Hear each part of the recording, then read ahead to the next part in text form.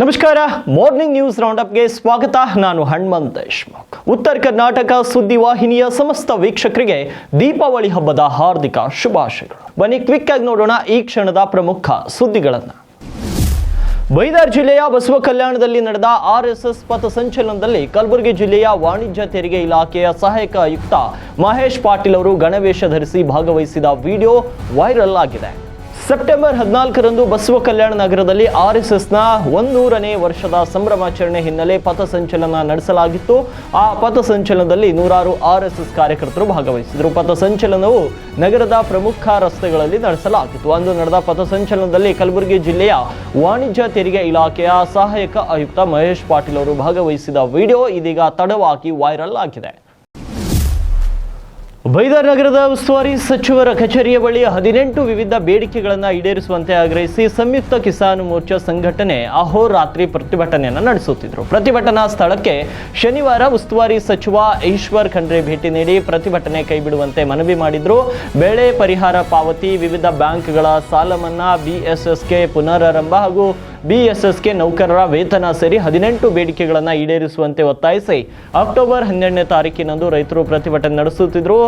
ಶನಿವಾರ ರಾತ್ರಿಯ ವೇಳೆಗೆ ಸಚಿವ ಈಶ್ವರ್ ಖಂಡ್ರೆ ಡಿಸಿ ಶಿಲ್ಪಾ ಶರ್ಮಾ ಭೇಟಿಯನ್ನು ನೀಡಿದರು. ಆ ಬಳಿಕ ರೈತರೊಂದಿಗೆ ಮಾತನಾಡಿದ ಸಚಿವ ಈಶ್ವರ್ ಖಂಡ್ರೆ, ದೀಪಾವಳಿ ಹಬ್ಬ ಬೆಳಕಿನ ಹಬ್ಬ, ಎಲ್ಲರೂ ದೀಪಾವಳಿ ಹಬ್ಬ ಆಚರಿಸಿ ಶೀಘ್ರವೇ ರೈತರ ಖಾತೆಗೆ ಪರಿಹಾರ ಜಮೆ ಮಾಡಲಾಗುತ್ತದೆ. ಬಿಎಸ್ಎಸ್ಕೆ ಪುನರಾರಂಭ ಹಾಗೂ ರೈತರ ಸಾಲ ಮನ್ನಾ ಕುರಿತಾಗಿ ಸಿಎಂ ಜೊತೆ ಮಾತನಾಡಿ ಸಮಸ್ಯೆ ಬಗೆಹರಿಸುವ ಭರವಸೆಯನ್ನು ನೀಡಿದ್ರು. ಬಳಿಕ ರೈತರು ಪ್ರತಿಭಟನೆಯನ್ನು ಕೈಬಿಟ್ಟು ಸಚಿವ ಈಶ್ವರ್ ಖಂಡ್ರೆಗೆ ಧನ್ಯವಾದಗಳನ್ನು ತಿಳಿಸಿದ್ದಾರೆ.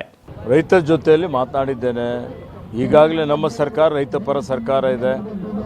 ರೈತರು ಆತಂಕ ಪಡುವಂಥದ್ದು ಅವಶ್ಯಕತೆ ಇಲ್ಲ ಅಂತ ಹೇಳಿದ್ದೇನೆ. ಮಾನ್ಯ ಮುಖ್ಯಮಂತ್ರಿಗಳು ಇವತ್ತು ಎಲ್ಲಿ ಬೆಳೆ ನಷ್ಟ ಆಗಿದ್ದಕ್ಕೆ ಹೆಚ್ಚುವರಿಯಾಗಿ 8,500 ರೂಪಾಯಿ ಪರ್ ಹೆಕ್ಟರ್ ಇವತ್ತು ಪರಿಹಾರವನ್ನು ಘೋಷಣೆ ಮಾಡಿದ್ದಾರೆ. ಎಲ್ಲ ಸೇರಿ 300 ಕೋಟಿ ರೂಪಾಯಿ ಇವತ್ತು ರೈತರಿಗೆ ಪರಿಹಾರ ಕೊಡುವಂಥದ್ದು ಇವತ್ತು ಸರ್ಕಾರದ ಮೇಲೂ ಜವಾಬ್ದಾರಿ ಇದೆ. ಈ ಪರಿಹಾರದ ಹಣ ಶೀಘ್ರದಲ್ಲಿ ಅವರವರ ಖಾತೆಯಲ್ಲಿ ಜಮಾ ಮಾಡಬೇಕು ಅಂತ ಜಿಲ್ಲಾಧಿಕಾರಿಗಳಿಗೆ ಈಗಾಗಲೇ ಹೇಳಿದ್ದೇನೆ. ಅಧಿಕಾರಿಗಳು ಹಗಲು ರಾತ್ರಿ ಶ್ರಮ ಮಾಡ್ತಾ ಇದ್ದಾರೆ. ಸರ್ವೆ ನಂಬರ್ ವೈಸ್ ಮತ್ತು ಗ್ರಾಮವಾರು ಎಂಟ್ರಿ ಮಾಡುವಂಥ ಕೆಲಸ ನಡೀತಾ ಇದೆ. 42% ಎಂಟ್ರಿ ಆಗಿದೆ. 2 ದಿವಸಗಳ ಒಳಗಾಗಿ 100% ಎಂಟ್ರಿ ಮಾಡಿ 30ನೇ ತಾರೀಕಿನ ಒಳಗಾಗಿ ರೈತರ 300 ಕೋಟಿ ರೂಪಾಯಿ ಅವರ ಖಾತೆಯಲ್ಲಿ ಜಮಾ ಮಾಡುವಂಥ ಕೆಲಸ ನಾವು ಮಾಡ್ತೀವಿ, ನಮ್ಮ ಸರ್ಕಾರ ಮಾಡ್ತದೆ ಅನ್ನುವಂಥ ಒಂದು ಭರವಸೆಯನ್ನು ಕೊಡ್ತಾ ಇದ್ದೇನೆ. ಬೆಳೆ ವಿಮೆ ಏನಿದೆ, ಬೆಳೆ ವಿಮೆಯಲ್ಲೂ ಪಾರದರ್ಶಕತೆಯಿಂದ ಕ್ರಾಪ್ ಕಟಿಂಗ್ ಎಕ್ಸ್ಪೆರಿಮೆಂಟ್ ಆಗಲಿ, ಲೋಕಲೈಸ್ ಕೆಲಾಮಿಟಿ ಆಗಲಿ, ಇವತ್ತೇನು ನಮ್ಮ ಮಿಡ್ ಸೀಸನ್ ಅಡ್ವರ್ಸಿಟಿ ಇನ್ವೋಕ್ ಮಾಡಿ ಎಷ್ಟು ಸಾವಿರ ರೈತರಿಗೆ ಇದರಿಂದ ಸಹಾಯ ಆಗಬೇಕು, ಅವರಿಗೆ ಸಹಾಯ ಆಗುವಂಥ ರೀತಿಯಲ್ಲಿ ಕ್ರಮ ತೆಗೆದುಕೊಳ್ಬೇಕು ಅಂತ ಈಗಾಗಲೇ ಜಿಲ್ಲಾಡಳಿತಕ್ಕೆ ಸೂಚನೆ ಕೊಟ್ಟಿದ್ದೇನೆ. ಕರ್ನಾಟಕ ರಾಜ್ಯ ಮಾಲಿನ್ಯ ನಿಯಂತ್ರಣ ಮಂಡಳಿ ಸ್ಥಾಪನೆಗೊಂಡು 50 ವರ್ಷಗಳಾದ ಹಿನ್ನೆಲೆ ಮಾಲಿನ್ಯ ನಿಯಂತ್ರಣ ಮಂಡಳಿಯ ಸುವರ್ಣ ಮಹೋತ್ಸವ ಕಾರ್ಯಕ್ರಮವನ್ನು ಬೀದರ್ ನಗರದ ಜಿಲ್ಲಾ ನೆಹರು ಕ್ರೀಡಾಂಗಣದಲ್ಲಿ ಶನಿವಾರ ಅದ್ದೂರಿಯಾಗಿ ಹಮ್ಮಿಕೊಳ್ಳಲಾಯಿತು. ಇನ್ನು ಕಾರ್ಯಕ್ರಮದ ಅಧ್ಯಕ್ಷತೆಯನ್ನು ವಹಿಸಿದಂತ ಕರ್ನಾಟಕ ರಾಜ್ಯ ಮಾಲಿನ್ಯ ನಿಯಂತ್ರಣ ಮಂಡಳಿ ಅಧ್ಯಕ್ಷ PM ನರೇಂದ್ರ ಸ್ವಾಮಿ ಮಾತನಾಡಿ, ಇಂದಿರಾ ಗಾಂಧಿ ಪ್ರಧಾನಿಯಾಗಿದ್ದ ಸಂದರ್ಭದಲ್ಲಿ ಪರಿಸರ ಸಂರಕ್ಷಣೆಗೆ ಸಂಬಂಧಿಸಿದಂತೆ ಅನೇಕ ಕಾಯ್ದೆಗಳನ್ನು ಜಾರಿಗೆ ತಂದಿದ್ದಾರೆ. 1972ರಲ್ಲಿ ವನ್ಯಜೀವಿ ಸಂರಕ್ಷಣಾ ಕಾಯ್ದೆ, 1973ರಲ್ಲಿ ಹುಲಿಗಳ ಸಂರಕ್ಷಣೆಗೆ ಟೈಗರ್ ಪ್ರಾಜೆಕ್ಟ್ ಮತ್ತು 1974ರಲ್ಲಿ ಜಲ ಸಂರಕ್ಷಣೆ ಕಾಯ್ದೆ ಜಾರಿಗೆ ತಂದರು. ಜಲ ಸಂರಕ್ಷಣೆ ಕಾಯ್ದೆಯ ಸೆಕ್ಷನ್ 4 ಅಡಿಯಲ್ಲಿ ಮಾಲಿನ್ಯ ನಿಯಂತ್ರಣ ಮಂಡಳಿಯನ್ನು ಸ್ಥಾಪಿಸಲಾಯಿತು. ಘನ ತ್ಯಾಜ್ಯ, ಇ ತ್ಯಾಜ್ಯ, ಪ್ಲಾಸ್ಟಿಕ್ ಸೇರಿದಂತೆ ಇತರ ತ್ಯಾಜ್ಯಗಳನ್ನು ನಿಯಂತ್ರಿಸಿ ಆರೋಗ್ಯವಂತ ಸಮಾಜ ನಿರ್ಮಾಣ ಮಾಡಲಾಗುವುದು ಅಂತ ಅವರು ತಿಳಿಸಿದ್ದಾರೆ. ಜವಾಬ್ದಾರಿನಲ್ಲಿ ಸುವರ್ಣ ಮಹೋತ್ಸವವನ್ನು ಹೇಗೆ ಆಚರಿಸಬೇಕು ಅನ್ನೋ ಚರ್ಚೆಯಲ್ಲಿ ನಾವು ಒಂದು ದಿನದ ಕಾರ್ಯಕ್ರಮ ಅಥವಾ ಬೆಂಗಳೂರಿನಲ್ಲಿ ಒಂದು ಕಾರ್ಯಕ್ರಮ ರೂಪಿಸಿದ್ರೆ ಅಷ್ಟು ಸಮಂಜಸವಲ್ಲ. ಅದನ್ನು ರಾಜ್ಯವ್ಯಾಪಿ ನಮ್ಮ ಮಂಡಳಿಯ ಕಾರ್ಯವ್ಯಾಪ್ತಿ, ಕಾಯ್ದೆ ಮತ್ತು ನಮ್ಮ ಜವಾಬ್ದಾರಿಗಳನ್ನ ಶ್ರೀಸಾಮಾನ್ಯರಿಗೆ ಮನವರಿಕೆ ಮಾಡ್ತಾ ಅವರ ಸಹಭಾಗಿತ್ವದ ಜೊತೆಯಲ್ಲಿ ಈ ಕಾರ್ಯಕ್ರಮವನ್ನು ರೂಪಿಸೋದು ಸರಿ ಅನ್ನುವಂಥ ತೀರ್ಮಾನಕ್ಕೆ ಮಂಡಳಿ ಬಂದ ಕಾರಣಕ್ಕೋಸ್ಕರ ಇವತ್ತಿನ ಕಾರ್ಯಕ್ರಮವನ್ನು ಪರಿಸರ ಒಂದು ಮಾಹಿತಿಯನ್ನು ಹಂಚಿಕೊಳ್ತಕ್ಕಂಥ, ಜಾಗೃತಿಯನ್ನು ಮೂಡಿಸ್ತಕ್ಕಂಥ ಮಂಡಳಿಯ ಸುವರ್ಣ ಮಹೋತ್ಸವವನ್ನು ಜಿಲ್ಲಾ ಮಟ್ಟದಲ್ಲಿ ಆಯೋಜಿಸಿದ್ದಾರೆ. ಒಂದು ವೇಳೆ ಈ ಒಂದು ಕಾಯ್ದೆ ಬಹಳ ಜನಕ್ಕೆ, ಅದರಲ್ಲೂ ವಿಶೇಷವಾಗಿ ಭವಿಷ್ಯತ್ತಿನ ಪೀಳಿಗೆ ಅರ್ಥ ಮಾಡ್ಕೋಬೇಕಾಗಿರ್ತಕ್ಕಂಥದ್ದು. ಮಾಲಿನ್ಯ ನಿಯಂತ್ರಣ ಮಂಡಳಿ ಮಾಲಿನ್ಯಕಾರಕ ವಿಚಾರಗಳನ್ನು ಕಾಯ್ದೆ ಅಡಿನಲ್ಲಿ ನಿಯಂತ್ರಣ ಮಾಡೋದ್ರ ಜೊತೆಗೆ ಸರಿದಾರಿಗೆ ತರ್ತಕ್ಕಂಥ ಜವಾಬ್ದಾರಿ ನಮ್ದಾಗಿತ್ತು. ಕಾರ್ಯಕ್ರಮವನ್ನು ಉದ್ಘಾಟಿಸಿ ಮಾತನಾಡಿದ ಬೀದರ್ ಜಿಲ್ಲಾ ಉಸ್ತುವಾರಿ ಸಚಿವ ಈಶ್ವರ್ ಖಂಡ್ರೆ, ಶುದ್ಧ ಗಾಳಿ, ನೀರು, ಆಹಾರ ನೀಡುವುದರ ಮೂಲಕ ಭವಿಷ್ಯದ ಜನರಿಗೆ ಉತ್ತಮ ಆರೋಗ್ಯ ನೀಡುವುದು ನಮ್ಮ ಕರ್ತವ್ಯವಾಗಿದೆ. ಇಂದಿನ ಜನರು ಎದುರಿಸುತ್ತಿರುವ ಪ್ರಮುಖ ಸಮಸ್ಯೆ ಎಂದರೆ ಅದು ಜಾಗತಿಕ ತಾಪಮಾನ, ನೈಸರ್ಗಿಕ ಸಂಪನ್ಮೂಲಗಳ ದುರ್ಬಳಕೆ, ಅತಿಯಾದ ಇಂಧನಗಳ ಬಳಕೆ, ರಾಸಾಯನಿಕ ಕೈಗಾರಿಕೆಗಳಿಂದ ಘನ ವಾಯು ಸೂಸುವಿಕೆಯಿಂದಾಗಿ ತಾಪಮಾನ ಹೆಚ್ಚಳ ಆಗುತ್ತಿದೆ. ಏಕ ಬಳಿಕ ಪ್ಲಾಸ್ಟಿಕ್ ಬಳಕೆ ಮಾಡಬಾರದು ಮತ್ತು ಘನತ್ಯಾಜ್ಯ ಸಂಸ್ಕರಿಸಿ ಅದನ್ನು ಮರುಬಳಕೆ ಮಾಡುವ ಕ್ರಿಯಾ ಯೋಜನೆ ಹಾಕಬೇಕು. ಸ್ವಚ್ಛ ಬೀದರ್, ಸುಂದರ ಬೀದರ್, ನಿರ್ಮಲ ಬೀದರ್ ಮಾಡೋಣ ಅಂತ ಈಶ್ವರ್ ಖಂಡ್ರೆ ಅವರು ತಿಳಿಸಿದರು. ಇವತ್ತು ಇಡೀ ಮನುಕುಲದ ಎದುರುಗಡೆ, ನಮ್ಮೆಲ್ಲರ ಎದುರುಗಡೆ ಒಂದು ದೊಡ್ಡ ಸವಾಲಿದೆ ಅಂದ್ರೆ ಅದು ಹವಾಮಾನ ಬದಲಾವಣೆ, ಕ್ಲೈಮೇಟ್ ಚೇಂಜ್ ಅಂತ ಹೇಳ್ತೀವಿ. ಬರೀ ನಮ್ಮ ರಾಜ್ಯ, ನಮ್ಮ ರಾಷ್ಟ್ರ ಅಷ್ಟೇ ಅಲ್ಲ, ಅಂತಾರಾಷ್ಟ್ರೀಯ ಮಟ್ಟದಲ್ಲಿ ಇದ್ರ ಬಗ್ಗೆ ಚರ್ಚೆ ನಡೀತಾ ಇದೆ. ಈ ಜಗತ್ತು ಉಳಿಬೇಕು, ಮನುಕುಲ ಉಳಿಬೇಕು ಅಂದ್ರೆ ಪ್ರಕೃತಿ ಪರಿಸರ ಉಳಿಬೇಕು. ಈ ಪ್ರಕೃತಿ ಪರಿಸರ ಸಂರಕ್ಷಣೆ ಮಾಡಲಿಕ್ಕೆ ನಾವು ಏನೇನು ಮುಂಜಾಗರೂಕತೆ ಕ್ರಮ ತೆಗೆದುಕೊಳ್ಳಬೇಕು ನಾವೆಲ್ಲ ಆಲೋಚನೆ ಮಾಡಬೇಕಾಗ್ತದೆ. ಅದರ ಜೊತೆಯಲ್ಲಿ ಈ ಪ್ರಕೃತಿ ವಿಕೋಪದಿಂದ ಏನೇನು ಅನಾಹುತಗಳಾಗ್ತಾ ಇದೆ ನೀವೆಲ್ಲ ನೋಡ್ತಾ ಇದ್ದೀರಿ, ನಿಮ್ಮ ಕಣ್ಣೆದುರುಗಡೆ ಇದೆ ಅಲ್ಲ. ಒಂದು ಕಡೆ ಇವತ್ತು ಪರಿಸರ ಸೂಕ್ಷ್ಮ ವಲಯದಲ್ಲಿ ಗುಡ್ಡ ಕುಸಿತ ಆಗ್ತದೆ, ಇನ್ನೊಂದು ಕಡೆ ಪ್ರವಾಹ ಬರ್ತದೆ, ಬರ ಬರ್ತದೆ, ಸುನಾಮಿ ಆಗ್ತದೆ, ಭೂಕಂಪ ಆಗ್ತದೆ. ನಮ್ಮ ಬೀದರ್ ಜಿಲ್ಲೆಯಲ್ಲಿ ಮೊನ್ನೆ ನಮ್ಮ ನೆಚ್ಚಿನ ನಾಯಕರಾದಂತಹ ಮಾನ್ಯ ಸಿದ್ದರಾಮಯ್ಯಜಿ ಅವರಿಗೆ ನಾನು ಕರ್ಕೊಂಡು ಬಂದಿದ್ದೆ. ಯಾಕೆ ಬಂದಿದ್ದೇವೆ? ವೈಮಾನಿಕ ಸಮೀಕ್ಷೆಯನ್ನು ಮಾಡಿ ರೈತರು ಬೆಳೆದಂತಹ ಸುಮಾರು 1,68,000 ಹೆಕ್ಟೇರ್ ಭೂಮಿಯಲ್ಲಿ ಸಂಪೂರ್ಣ ಬೆಳೆ ನಷ್ಟ ಆಯ್ತು. ಯಾಕೆ ಆಯ್ತು ಅಂತ ಹೇಳಿದ್ರೆ, ಮಳೆ ಬೀಳಬೇಕಾಗಿದ್ದಾಗ ಮಳೆ ಬೀಳ್ತಾ ಇಲ್ಲ. ಇರಿ ಬಿಡಪ್ಪ, ಡಿಸ್ಟರ್ಬ್ ಮಾಡಬೇಡಿ, ನಾವೆಲ್ಲ ಮಳೆ ಒಂದು ತಿಂಗಳಲ್ಲಿ ಬೀಳುವಂತ ಮಳೆ ಒಂದು ವಾರದಲ್ಲಿ ಬೀಳ್ತದೆ.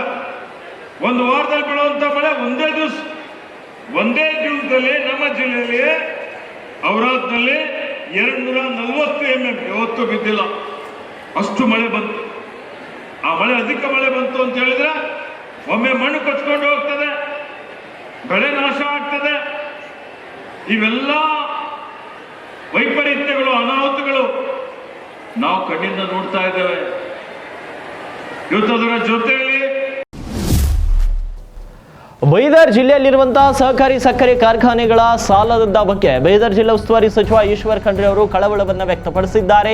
ಬೀದರ್ ನಗರದ ಉಸ್ತುವಾರಿ ಸಚಿವರ ಕಚೇರಿಯ ಬಳಿ 18 ವಿವಿಧ ಬೇಡಿಕೆಗಳನ್ನು ಈಡೇರಿಸುವಂತೆ ಆಗ್ರಹಿಸಿ ಸಂಯುಕ್ತ ಕಿಸಾನ್ ಮೋರ್ಚಾ ಸಂಘಟನೆ ಅಹೋರಾತ್ರಿ ಪ್ರತಿಭಟನೆಯನ್ನು ನಡೆಸುತ್ತಿತ್ತು. ಇನ್ನು ಪ್ರತಿಭಟನಾ ಸ್ಥಳಕ್ಕೆ ಉಸ್ತುವಾರಿ ಸಚಿವ ಈಶ್ವರ್ ಖಂಡ್ರೆ ಭೇಟಿ ನೀಡಿ ಪ್ರತಿಭಟನೆ ಕೈಬಿಡುವಂತೆ ಮನವಿ ಮಾಡಿದ್ರು. ಈ ವೇಳೆ BSSK ಪುನರ್ ಆರಂಭ ಮಾಡಬೇಕು ಅಂತ ಉಸ್ತುವಾರಿ ಸಚಿವರ ಬಳಿ ರೈತರು ವಿನಂತಿಸಿಕೊಂಡಾಗ ಸಹಕಾರಿ ಸಕ್ಕರೆ ಕಾರ್ಖಾನೆಗಳ ಸ್ಥಿತಿಯ ಬಗ್ಗೆ ಕಳವಳವನ್ನು ವ್ಯಕ್ತಪಡಿಸಿದ್ದಾರೆ. ಕಾರ್ಖಾನೆಗಳ ಸ್ಥಿತಿಗಳ ಬಗ್ಗೆ ನಿಮಗೂ ಗೊತ್ತಿದೆ, ಕಾರ್ಖಾನೆಯನ್ನು ಮಾರಿದರೆ ಎಷ್ಟು ದುಡ್ಡು ಬರುತ್ತೋ ಅದಕ್ಕಿಂತ ಹೆಚ್ಚಿನ ಸಾಲವನ್ನು ಅವರು ಮಾಡಿದ್ದಾರೆ. ನಾರಾಜ ಸಹಕಾರಿ ಕಾರ್ಖಾನೆಯ ಒಟ್ಟು ಆಸ್ತಿ 300 ಕೋಟಿ ಇರಬಹುದು, ಆದರೆ ಕಾರ್ಖಾನೆಯ ಮೇಲೆ 850 ಕೋಟಿ ಸಾಲವಿದೆ. ಈ ಸ್ಥಿತಿ ನಿರ್ಮಾಣವಾದರೆ ಸಾಲ ಕೊಟ್ಟ ಬ್ಯಾಂಕಿನ ಪರಿಸ್ಥಿತಿ ಏನು? ಬ್ಯಾಂಕಿಗೆ ಕನ್ನ ಹಾಕಿದವರ ವಿರುದ್ಧ ಕ್ರಿಮಿನಲ್ ಮೊಕದ್ದಮೆ ಹಾಕಿದರೆ ಅದನ್ನು ಕೂಡ ಪ್ರಶ್ನೆ ಮಾಡ್ತಾರೆ, ಅವರನ್ನ ಸುಮ್ಮನೆ ಬಿಡಬೇಕಂತ ಪ್ರಶ್ನೆಯನ್ನು ಮಾಡಿದರು. ಮುಂದುವರೆದು, ನಾನು ಕೂಡ 11 ವರ್ಷ BSSK ಅಧ್ಯಕ್ಷನಾಗಿ ಕಾರ್ಯನಿರ್ವಹಿಸಿದ್ದೇನೆ. ನಾನು ಶಾಸಕನಾದ ಮೇಲೆ ಆ ಜವಾಬ್ದಾರಿಯಿಂದ ಹಿಂದೆ ಸರಿದೆ. ನಂತರ ಈಗ ಮುಚ್ಚುವ ಪರಿಸ್ಥಿತಿಗೆ ಬಂದು ನಿಂತಿದೆ. ಈ ಪರಿಸ್ಥಿತಿಗೆ ಬರಲು ಕಾರಣರಾದವರೇ ಇವತ್ತು ಈಶ್ವರ್ ಖಂಡ್ರೆ ಅವರು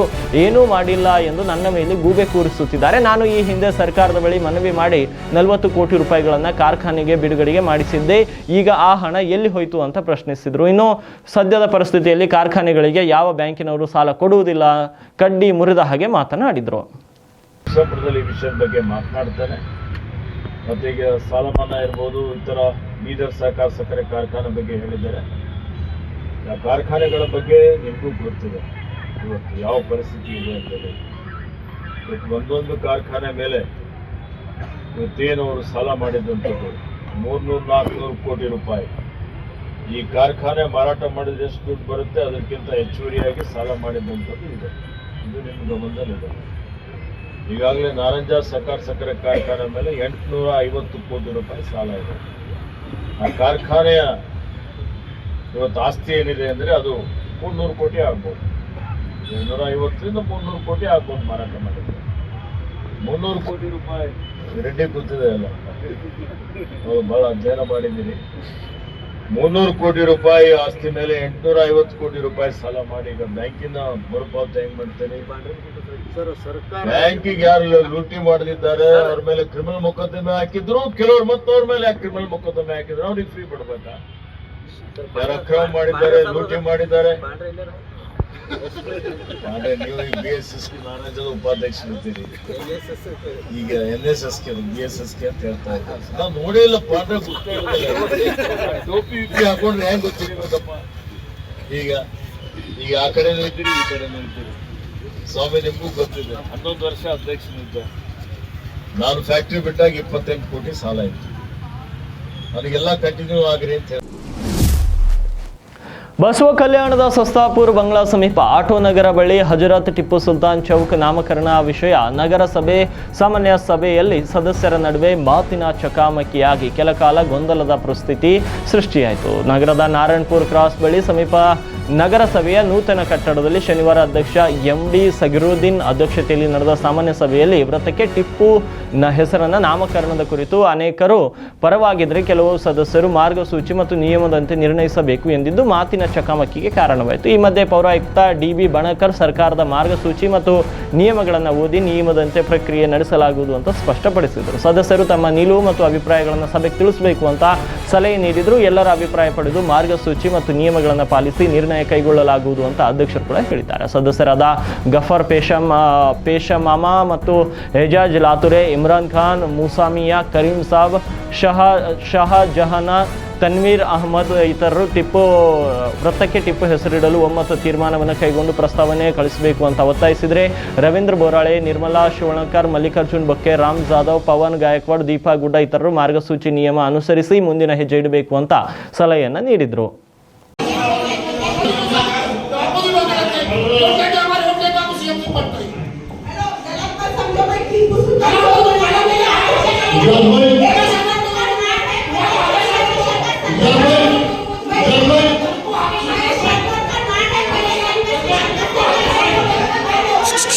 कैमरा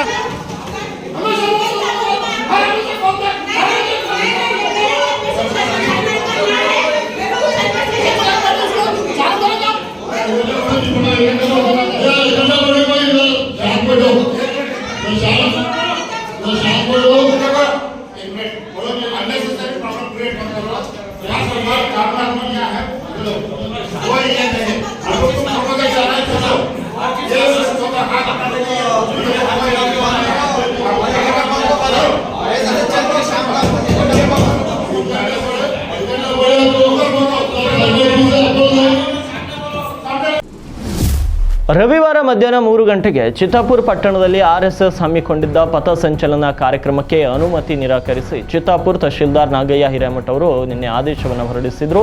ಶಾಂತಿ ಮತ್ತು ಕಾನೂನು ಸುವ್ಯವಸ್ಥೆಗೆ ಭಂಗ ಉಂಟಾಗಬಹುದು ಮತ್ತು ಅಹಿತಕರ ಘಟನೆಗಳು ನಡೆಯದಂತೆ ತಡೆಗಟ್ಟುವ ಸಲುವಾಗಿ ಅನುಮತಿ ನಿರಾಕರಿಸಲಾಗಿದೆ ಅಂತ ಅವರು ತಮ್ಮ ಆದೇಶದಲ್ಲಿ ತಿಳಿಸಿದ್ದಾರೆ. ಈ ಕುರಿತು ಅನುಮತಿ ಕೋರಿ ಅರ್ಜಿ ಸಲ್ಲಿಸಿದ RSS ಜಿಲ್ಲಾ ವ್ಯವಸ್ಥಾಪಕ ಪ್ರಹ್ಲಾದ್ ವಿಶ್ವಕರ್ಮ ಅವರಿಗೆ ಶನಿವಾರ ರಾತ್ರಿ ಪತ್ರ ಬರೆದಿರುವಂತಹ ತಹಶೀಲ್ದಾರ್ ನಾಗಯ್ಯ ಅವರು ಪಥಸಂಚಲನ ನಡೆಸುವ ರವಿವಾರ ದಿನದಂದೇ ಭೀಮ್ ಆರ್ಮಿ ಮತ್ತು ದಲಿತ ಪ್ಯಾಂಥರ್ ಸಂಘಟನೆಯವರು ಕೂಡ ಚಿತ್ತಾಪುರ ಪಟ್ಟಣದಲ್ಲಿ ಪಥಸಂಚಲನ ನಡೆಸಲು ಅನುಮತಿ ನೀಡುವಂತೆ ಕೋರಿದ್ದಾರೆ. ಹೀಗಾಗಿ ಒಂದೇ ಸಮಯದಲ್ಲಿ ಪಥಸಂಚಲನಕ್ಕೆ ಎಲ್ಲ ಸಂಘಟನೆಗಳು ಅನುಮತಿ ಕೇಳಿರುವುದರಿಂದ ಕಾನೂನು ವ್ಯವಸ್ಥೆ ಹದಗೆಡುವ ಸಂಭವ ಹೆಚ್ಚು. ಹಾಗಾಗಿ ಅನುಮತಿ ನೀಡಬಾರದು ಅಂತ ಪೊಲೀಸ್ ಅಧಿಕಾರಿಗಳು ವರದಿಯನ್ನು ನೀಡಿದ್ದಾರೆ ಅಂತ ಅವರು ಆದೇಶದಲ್ಲಿ ತಿಳಿಸಿದ್ದಾರೆ. ಸಚಿವ ಪ್ರಿಯಾಂಕ್ ಖರ್ಗೆ ಅವರು ತಮ್ಮ ಕ್ಷೇತ್ರವಾಗಿರುವ ಚಿತ್ತಾಪುರ ಪಟ್ಟಣದಲ್ಲಿ RSS ಪಥಸಂಚಲನ ನಿಮಿತ್ತ ಭಗವಾಧ್ವಜ, ಬ್ಯಾನರ್ ಹಾಗೂ ಬಡಿಂಗ್ಸ್ಗಳನ್ನು ಅಳವಡಿಸಲಾಗಿತ್ತು. ಇದಕ್ಕೆ ಸೂಕ್ತ ಅನುಮತಿ ಪಡೆದಿಲ್ಲ ಎಂಬ ಕಾರಣಕ್ಕೆ ಪುರಸಭೆ ಅಧಿಕಾರಿಗಳು ಶನಿವಾರ ನಸ್ಕಿನಲ್ಲಿ ಅವುಗಳನ್ನು ತೆರವು ಮಾಡಿದ್ದಾರೆ. ಈಗ ಸ್ವತಃ ತಹಶೀಲ್ದಾರ್ ಅವರೇ ಪಥಸಂಚಲನ ಕಾರ್ಯಕ್ರಮಕ್ಕೆ ಅನುಮತಿ ನಿರಾಕರಣೆ ಮಾಡಿ ಆದೇಶವನ್ನು ಪ್ರಕಟಿಸಿದ್ದಾರೆ.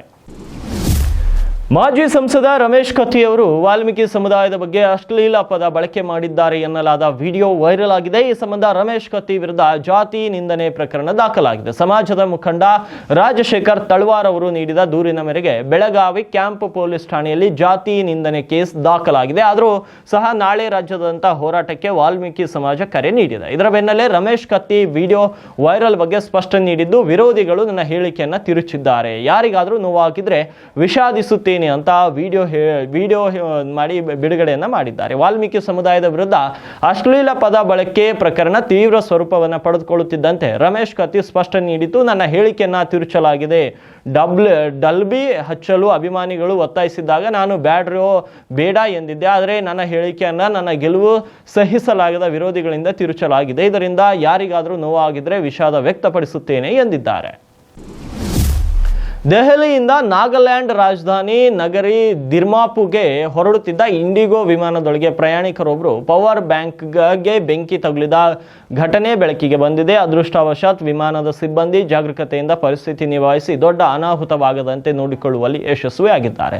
ದೆಹಲಿಯಿಂದ ದಿಮಾಪುರ್ ಮಾರ್ಗದಲ್ಲಿ ಓಡುವ ಇಂಡಿಗೋ ಏರ್ಲೈನ್ಸ್ನ 6E2107 ನಂಬರ್ನ ಫ್ಲೈಟ್ನಲ್ಲಿ ಈ ಅವಘಡ ಸಂಭವಿಸಿದೆ. ಅಂತಿಮವಾಗಿ ವಿಮಾನ ಹಾಗೂ ಅದರಲ್ಲಿರುವ ಪ್ರಯಾಣಿಕರೆಲ್ಲರೂ ಸುರಕ್ಷಿತವಾಗಿದ್ದಾರೆ. ಏರ್ಲೈನ್ ಸಂಸ್ಥೆಯ ವಕ್ತಾರರು ಕೂಡ ಇದನ್ನು ಖಚಿತಪಡಿಸಿದ್ದಾರೆ. ದೆಹಲಿಯಿಂದ ದಿಮಾಪುರ್ ಮಧ್ಯೆ ಆಪರೇಟ್ ಆಗುವ ಈ ಇಂಡಿಗೋ ಫ್ಲೈಟ್ 2026 ಅಕ್ಟೋಬರ್ 19ರಂದು ನಿಲ್ದಾಣಕ್ಕೆ ಮರಳಿ ಬಂದಿದೆ. ವಿಮಾನಯಾನದ ಸ್ಪೀಡ್ ಬ್ಯಾಕ್ ಪ್ಯಾಕೆಟ್ನಲ್ಲಿ ಇರಿಸಲಾಗಿದ್ದ ಪ್ರಯಾಣಿಕರೊಬ್ಬರ ವೈಯಕ್ತಿಕ ಎಲೆಕ್ಟ್ರಾನಿಕ್ ಉಪಕರಣಕ್ಕೆ ಸಣ್ಣದಾಗಿ ಬೆಂಕಿ ತಗುಲಿದ್ರಿಂದ ಫ್ಲೈಟ್ ಅನ್ನ ಹಿಂದಕ್ಕೆ ತರಲಾಯಿತು ಅಂತ ಇಂಡಿಗೋ ಏರ್ಲೈನ್ಸ್ ವಿಮಾನದ ವಕ್ತಾರರು ತಮ್ಮ ಹೇಳಿಕೆಯನ್ನು ನೀಡಿದ್ದಾರೆ.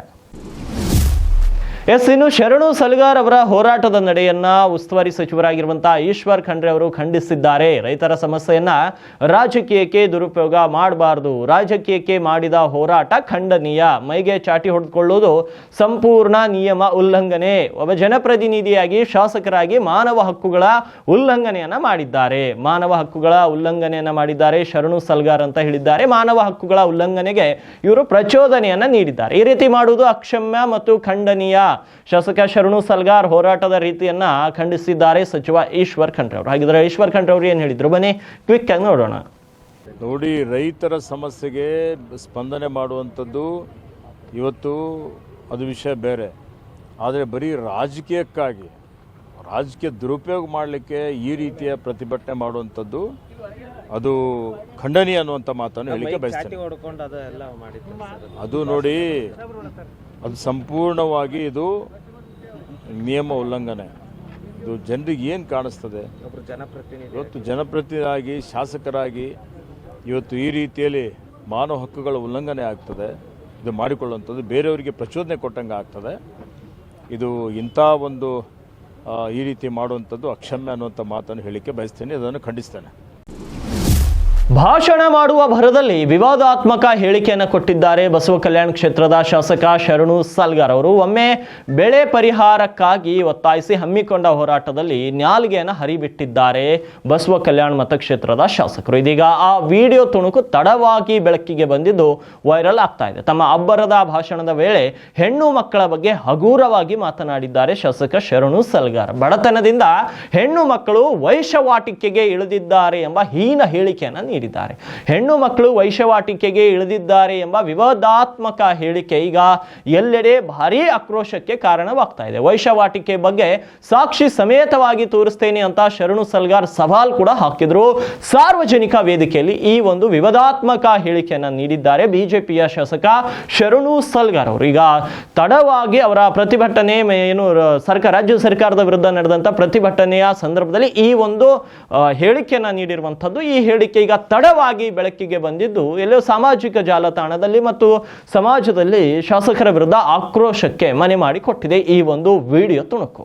ಭಯಾನಕ ಸತ್ಯ ಮುಖ್ಯಮಂತ್ರಿಗಳೇ, ನಿಮಗೆ ಹೇಳ್ತೀನಿ, ಬಡತನಕ್ಕಾಗಿಯೇ ಎಷ್ಟೋ ಜನ ನಮ್ಮ ಹೆಣ್ಮಕ್ಳು ವೈಶ್ಯವಾಟಿಕೆ ಇರ್ತಕ್ಕಂಥದ್ದು ನಿಮ್ಗೆ ಸಾಕ್ಷಿ ಸಮೇತ ತೋರಿಸ್ತೀನಿ ಅಂದ್ರೆ ನೀವೆಲ್ಲರೂ ಅದಕ್ಕೆ ಕಣ್ಣು ಮುಚ್ಚಿ ಬೆಚ್ಚಿ ಬೆಂಗಳೂರಿನಲ್ಲಿ ಬೆಂಗಳೂರು ಕೂತಿದೆ. ಭಯಾನಕ ಸತ್ಯ ಮುಖ್ಯಮಂತ್ರಿಗಳೇ, ನಿಮಗೆ ಹೇಳ್ತೀನಿ, ಬಡತನಕ್ಕಾಗಿಯೇ ಎಷ್ಟೋ ಜನ ನಮ್ಮ ಹೆಣ್ಮಕ್ಳು ವೈಶ್ಯವಾಟಿಕೆ ಇರ್ತಕ್ಕಂಥದ್ದು ನಿಮ್ಗೆ ಸಾಕ್ಷಿ ಸಮೇತ ತೋರಿಸ್ತೀನಿ ಅಂದ್ರೆ ಬಡತನಕ್ಕಾಗಿಯೇ ಎಷ್ಟೋ ಜನ ನಮ್ಮ ಹೆಣ್ಮಕ್ಳು ವೈಶ್ಯವಾಟಿಕೆ ಇರ್ತಕ್ಕಂಥದ್ದು ನಿಮ್ಗೆ ಸಾಕ್ಷಿ ಸಮೇತ ತೋರಿಸ್ತೀನಿ ಅಂದ್ರೆ ಬಡತನಕ್ಕಾಗಿಯೇ ಎಷ್ಟೋ ಜನ ನಮ್ಮ ಹೆಣ್ಮಕ್ಳು ವೈಶ್ಯವಾಟಿಕೆ ಇರ್ತಕ್ಕಂಥದ್ದು ನಿಮ್ಗೆ ಸಾಕ್ಷಿ ಸಮೇತ ತೋರಿಸ್ತೀನಿ ಅಂದ್ರೆ ನೀವೆಲ್ಲರೂ ಅದಕ್ಕೆ ಕಣ್ಣು ಮುಚ್ಚಿ ಬೆಚ್ಚಿ ಬೆಂಗಳೂರಿನಲ್ಲಿ ಬೆಂಗಳೂರು ಕೂತಿದೆ. ಇವಾಗಿದು ಈ ಹೊತ್ತಿನ ಪ್ರಮುಖ ಸುದ್ದಿಗಳು. ಮತ್ತೆ ಭೇಟಿ ಆಗ್ತೀನಿ ಮಧ್ಯಾಹ್ನ ನ್ಯೂಸ್ ಬುಲೆಟಿನ್ ಅಲ್ಲಿ.